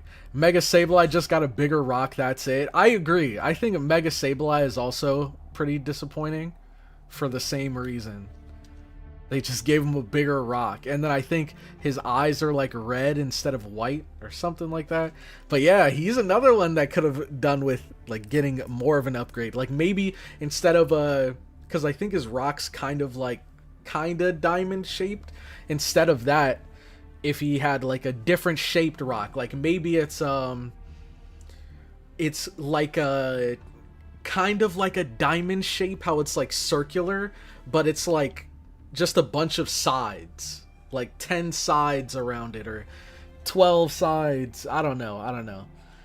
I just wish they would have gone further with him. And I think that's it for the ones that have been officially revealed, right? It's just Victory Bell, Hawlucha, and Dragonite so far, I think. Mega Hawlucha sucks because the in-game model doesn't have the sequins. What's that? What's the sequin? I have conflicting feelings on Mega Evolutions as of late. Yeah, from what I've heard about the leaks, I think the Pokemon that are getting Megas is pretty cool, but the like how the Megas have been described are like a little disappointing. I don't know. We'll see how they look in game. Really, screw the designs, all of that stuff all together. The thing I'm most looking forward to is their abilities, their stats, and if they have, well, they won't have signature moves, I don't think, but their stats and their abilities. That's what's really going to make or break it for me. Appearance is like a bonus, huge bonus, if they look cool. But even if they don't look cool, I still might end up liking the Mega if they have some cool abilities and stuff. Oh yeah, and then the problem is that ZA has no abilities, which is terrible for Mega Mawile and Mega Kangaskhan. So, is it just ZA that has no abilities, or did Legends Arceus also not have abilities? I'm the opposite. I think Gen 1 doesn't need any more Megas. I'm neutral on Victory Bell, just happy we got Gen 1. Oh, happy more Gen 1 got a Mega. I don't know. There's not a whole lot of Gen 1 Pokemon that I really like, if I'm being honest. I like Gengar. He's awesome. I like Machamp. He's awesome. And then the starters are obviously cool. But when it comes to like, you know, non-legendaries, I don't know. There's not a whole lot that I really like from Gen 1. Gen 2 is where a lot of my favorites are. Tyranitar, that's a top 3 favorite of mine. Murkrow, obviously. He's my number 1 favorite. Oh yeah, and isn't I don't think all of Gen 2 are getting Megas, but I believe people are saying Feraligatr is supposed to be getting a Mega, which I think that could be cool. The new evil-looking guy is a poison user. I hope Mega Arbok, but the leak said Scolipede. Still happy though because I love my scoliosis centipede. Scolipede is awesome. It just sucks because he's a part of the one generation. Well, there's 2 generations that I've never played. Gen 2 and Gen 5. Those are 2 generations that I've never played. Not because I didn't want to, but I just didn't really have the chance to when I was a kid. So there's a lot of Pokemon from Gen 5 that I'd, love to learn more about. And I believe Scolipede's from Gen 5, right? He looks awesome, but I personally have never really used him, so I don't know. Gen 5 is goated. I know. I hear that Gen 5's like the best one. I gotta play it one of these days. They've been announced for the Switch Battle program already.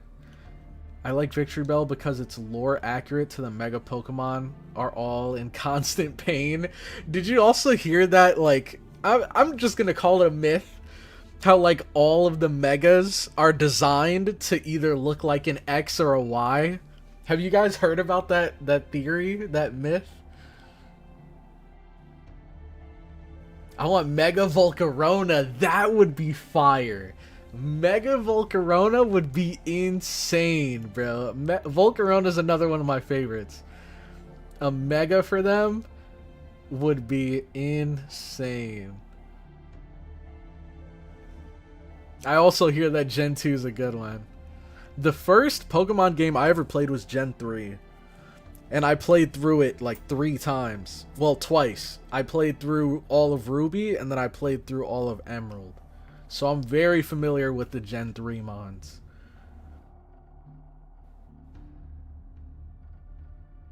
One of the few issues Gen 5 it has is the evolution levels are horrible. Evolution levels are horrible. I'm trying to think if I know any off the top of my head. Are the starters different from the usual? Usually with the starters, they evolve at like 16, and then their final evolution is around like early 30s. I'm a proud Gen 1er. Give us Mega Charizard Z. Yeah, we might as well at this point. We already got X and Y. We might as well get Z. Oh yeah, dude, Hydreigon, or Hydreigon, however you say his name. 64 is insane. 64 is insane. Especially if you're casually playing through the game. Because I guarantee you, you can beat the main story before ever getting to 64. So the only time you're ever going to really use Hydreigon is in the post-game. And I don't know how many people actually stick around for the post-game. But yeah, Hydreigon is a really good example. Isn't Haxorus the same way? Doesn't Haxorus also evolve at like 63 or something? Or like something in the 50s?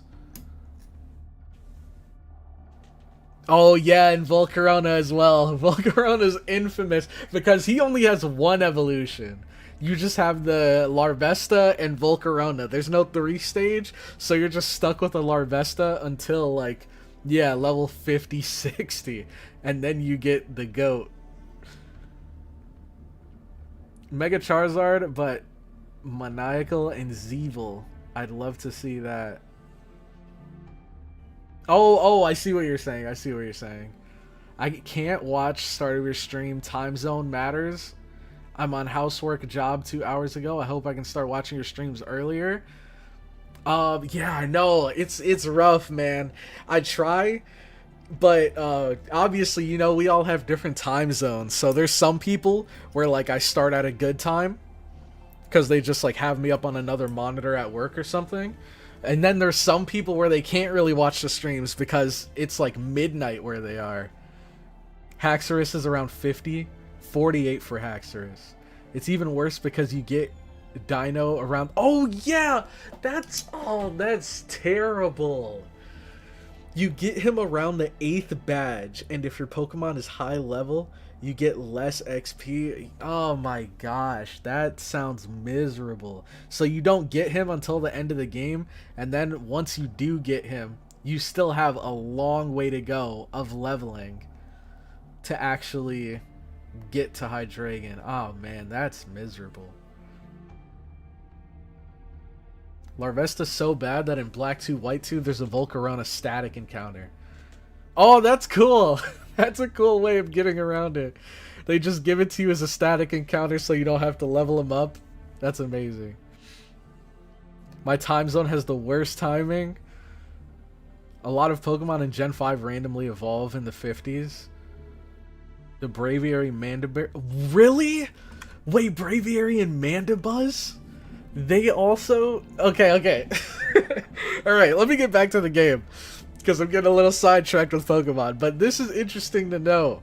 I've never played through Gen 5, so I don't know what the experience is like casually playing through that game. I hear the story's amazing though, and the villains. Okay. It's been 3 days since we race shifted to the ruins of Babylon. Master, we finally arrived at Uruk. It looks like we'll have to pass through an inspection checkpoint before we get into the city. There's still some distance between us. Maybe we can sneak into the city without them noticing. Can we sneak through? Yeah, good idea. I have a hunch any quarrel here would escalate into a battle. Oh no, you over there. If you stray from the road, you'll be cursed by the ritual sect. Okay, we got a new NPC here. A new NPC sprite. I like it. I'm not gonna lie. It's better than I thought it'd be. It's not as generic as I thought it'd be. Are you refugees from Ur? Then please be careful. The king has given the ritual sect more power, what with it being a war and all. I did not grow up on Pokemon at all. Man, it's actually funny. One of these days I was thinking of doing like a story time video, but I actually didn't grow up on Pokemon either. For most of my, well, for pretty much all of my childhood, I actually couldn't like watch or play Pokemon, anything related to Pokemon. Yu-Gi-Oh! Either. I wasn't able to really watch either of those. So I didn't get into it until I was like, I had to be like 15 or 16 when I first got into Pokemon. So it's interesting because all of my friends that I grew up with that have played Pokemon, they all have kind of, I guess, grown out of it or teetered off from playing it because they've been playing it their whole lives.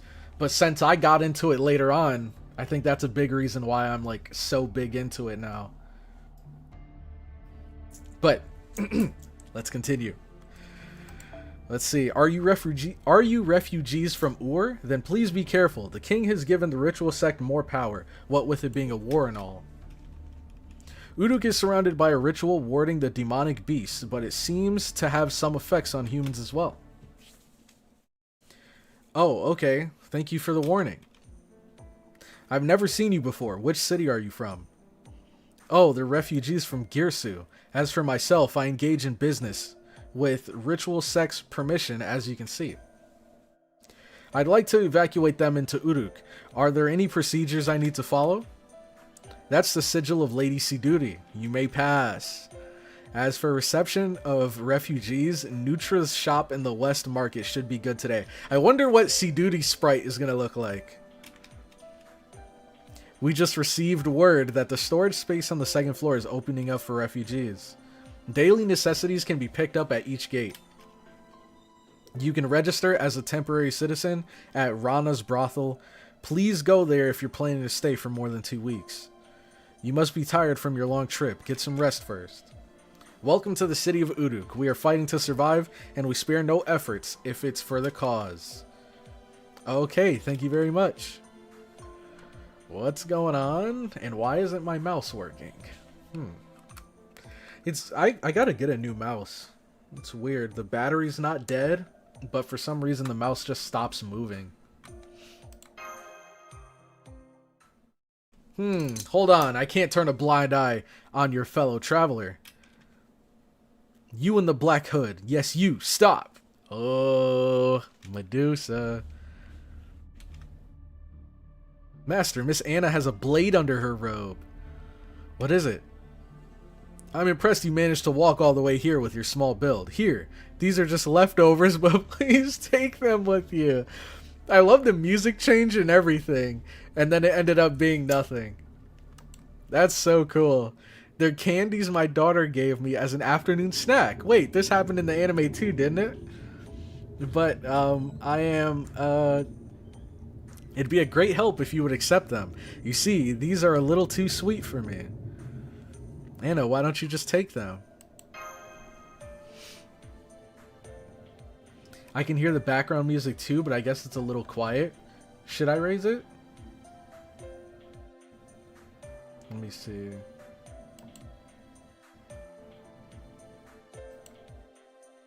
Is it? Is it like the background music is always low for you guys, or is it just low for you guys right now? Because I don't know why it would be quiet. Or did I mute it? No? It says it's not muted here. I can raise it if you guys want. Sell the chair to buy a new mouse and just sit on the floor. We'll have floor streams. To be fair, last time we were at a gate, things didn't go well. Oh, good point. Yeah, just let me know in the chat if you want me to raise or lower the volume. Okay. I just set it here because I don't want the, like, background music. Like my music that I put on stream. I don't want that to be too loud. But, let's see. Then I'll just take one. Thank you very much. No problem. I was stationed here because of my good memory. I know your faces now, so I hope we meet again alive. Whether you set forth to battle or return to your homeland, seeing you alive and well will bring me joy.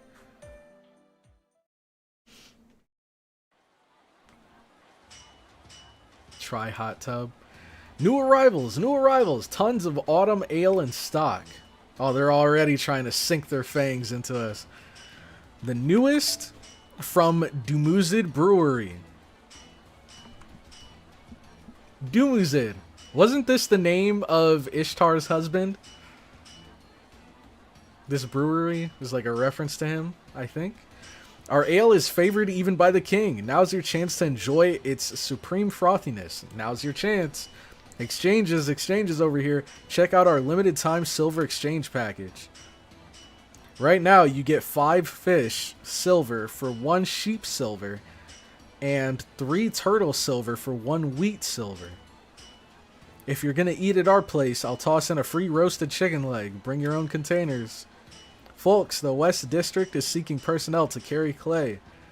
Those who have muscle should come to the boat station in the city's canals before sunrise. Looking forward to your help. No, wait, the armory needs people too. At this rate, we'll be sending twigs instead of spears into the northern wall. Those that know how to make weapons, come to the armory. Scaffolds can wait till later. Later, I say. They're all competing. We've got plenty of aid from the king, so if you come to our place, you can make a fortune. Flowers, this is Merle's Flower Shop. I know you must all be busy from the daily battles. Hold on. Flower Shop. We'll be back there for sure. But don't forget to put some cheer in your life. Celebrations, gifts for your wives. Ask us about anything. What? What? What? What a bustling crowd. I feel like every other city we've been to in these singularities have been dead. Are there any that, like... Have we ever been to, like, a bustling city? I don't know. Because I know in America, we were mostly at, like, camps and, you know... Because we were in the middle of a war. We were, like, battling everywhere. In London, it was the opposite of a bustling city because everyone was in their homes. They couldn't go outside. What else do we have? In Camelot, I mean, I imagine the Holy City would have been a bustling city, but we didn't get to experience it because the only time we went in there was during battle. Rome. Whew. I could see that being the case. I'm trying to remember back. In Rome, I think would have been the only one, maybe. Septum was badly written. London had demonic fog, yeah. So no one could leave. The craziest thing is, we didn't even see any civilians, really. They were just implied. They were said to be inside of their homes, but it's crazy that we didn't see a single soul outside of the servants. Yeah, the soldier earlier, the energy on the street. Is this really a city facing the end of the world? That it is. Welcome to Uruk, the oldest fortress city in human history. Times may be dire, but the city remains lively. Everyone holds their heads high.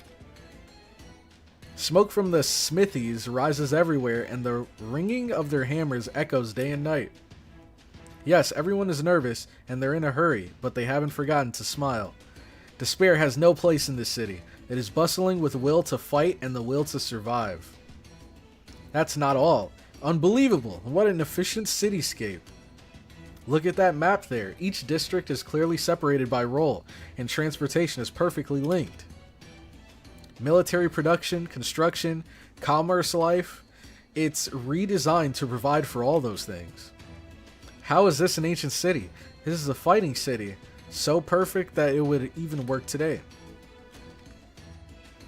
Sumerians started showing up in history around 4000 BC, but their civilization was quite elaborate. It's the oldest human civilization. It began when people abandoned a village-based society hosting thousands, and formed city-states housing tens of thousands of people by pioneering crop production boosts through irrigated farming.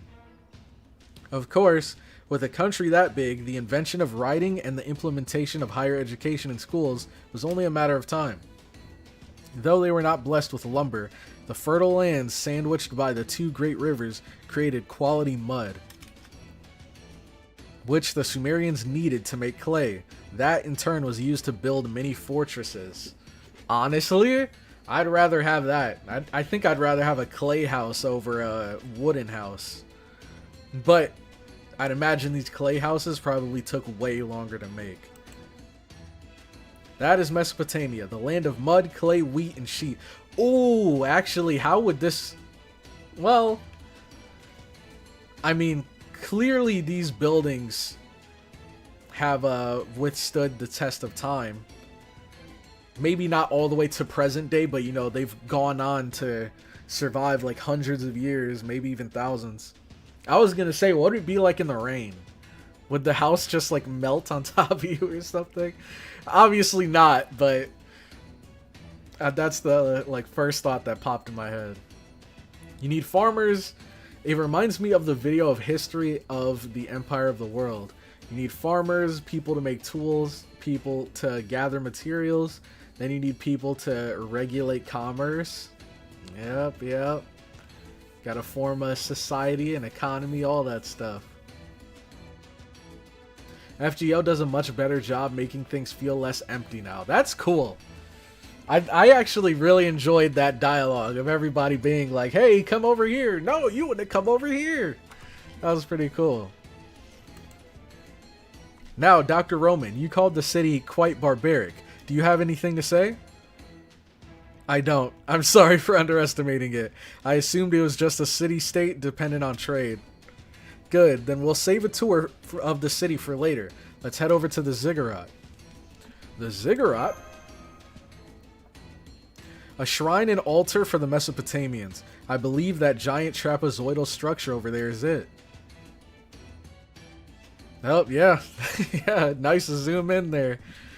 We're finally meeting King Gilgamesh. Let's head on with all due enthusiasm. FGO literally does turn into history class sometimes, though. Yeah, I mean, we just got a lesson on the Epic of Gilgamesh here.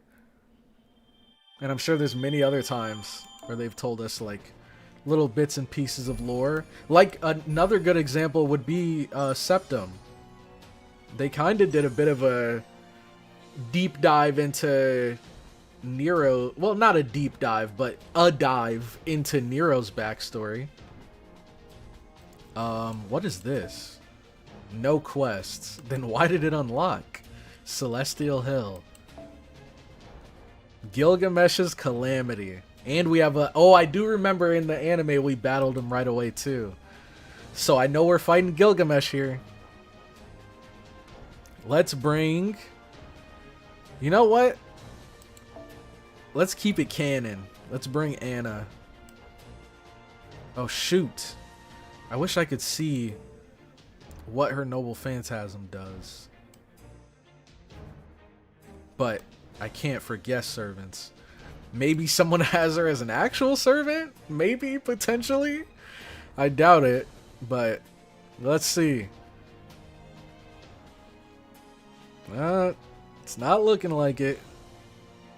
It is not looking like it. Nope. Not here. I'm back. Did you know? Oh, yeah, I was told.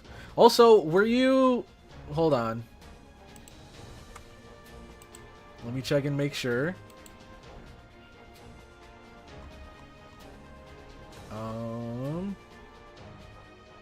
Okay. Yeah, we brought up Moriarty's VA earlier. I think they said that, it was the VA for the older version of Moriarty that passed away. Is it really a dive when it's depth of less than a meter? Good point. Good point. Yeah. If you want to keep it canon, use MASH too. I was thinking about it, dude. I was actually thinking about it. Let's do it. So we got Anna here. I don't know if she's AoE or single target, but it doesn't matter because we're using MASH anyways. We also don't need a rush since it's going to be a boss battle. Now, MASH should be by the 4 stars, right? Yep. Here she is. Okay, okay. Not mad at this lineup. She has more of a defensive NP though, right? Let's see what it does again. I haven't used MASH too much. Increase defense, incoming damage cut for all allies, and increase attack. Okay. So we have her as well. Do we have any other cannon units? Oh wait, hold on. I'll be right back. Getting a call.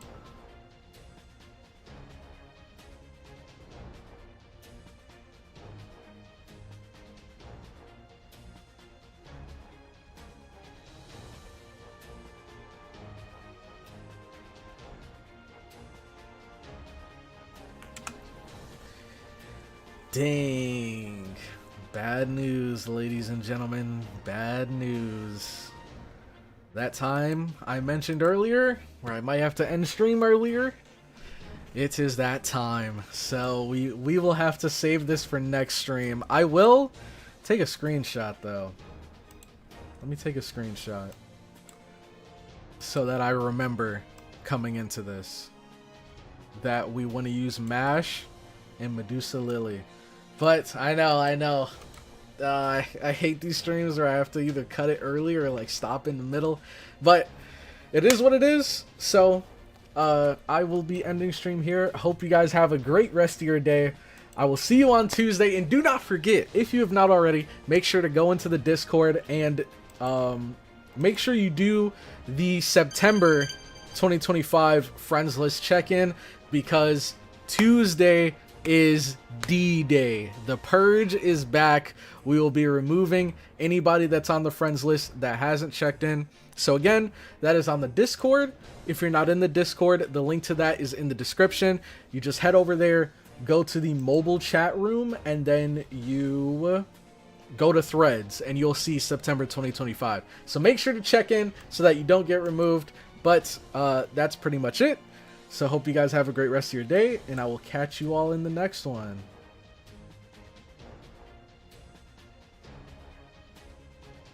Mm-hmm.